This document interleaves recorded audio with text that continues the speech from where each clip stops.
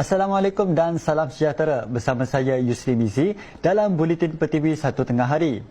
Veteran DAP Lim Kit Siang secara konsisten mendesak supaya Perdana Menteri dilantik dalam kalangan bukan Melayu.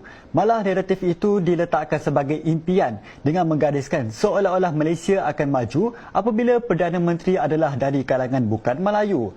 Timbalan Pengerusi Gerakan Tanah Air GTA Aminuddin Yahaya berkata, naratif ini telah menjadi roh perjuangan DAP sehingga ramai yang termakan dengannya, terutama mereka yang bekerjasama dengan DAP. Aminuddin yang juga jurucakap Gagasan Bangsa menerusi satu hantaran di laman Facebook hari ini tegas dengan pendirian bahawa jawatan Perdana Menteri mestilah dari kalangan orang Melayu Islam. Ini kerana katanya perkara 3/1 Perlembagaan Persekutuan yang menjelaskan bahawa Malaysia adalah negara Islam. Sehubungan itu katanya tidak mungkin sebuah negara Islam dipimpin oleh bukan Islam.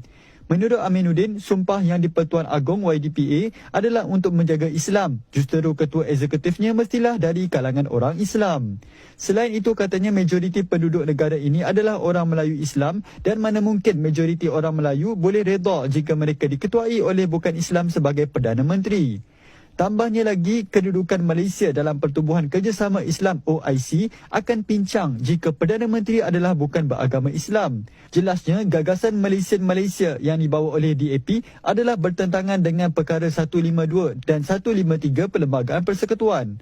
Aminuddin berkata, DAP kini menjadi nadi utama dan terbesar dalam gabungan yang membentuk kerajaan, mungkin boleh mula melobi jawatan Timbalan Perdana Menteri pula, khususnya untuk bukan Melayu dan selepas itu boleh perlahan-lahan naik menjadi Perdana Menteri.